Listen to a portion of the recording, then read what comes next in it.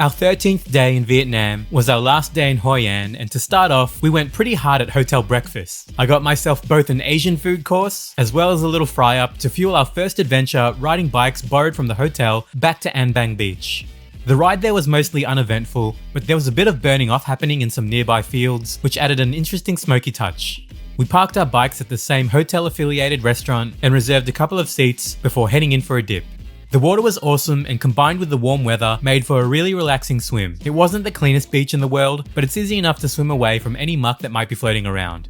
It was also the perfect opportunity to grab another cold coconut and really live it up on the beach. After our swim, we rode back to the hotel, and I almost stacked it on this bridge because I hate riding near traffic, but it was all good in the end.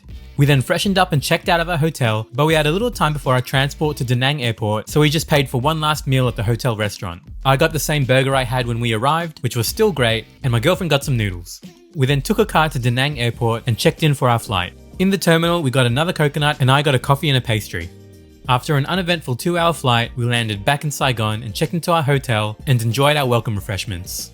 It was then time for dinner, and we took a quick walk to the aptly named Pho Vietnam, where their specialty is this really tasty but crazy boiling hot metal pot pho. We really enjoyed this meal and all the fixings and toppings they provided, but I definitely burnt my tongue a couple of times. After dinner, it was back to the hotel for a good night's rest.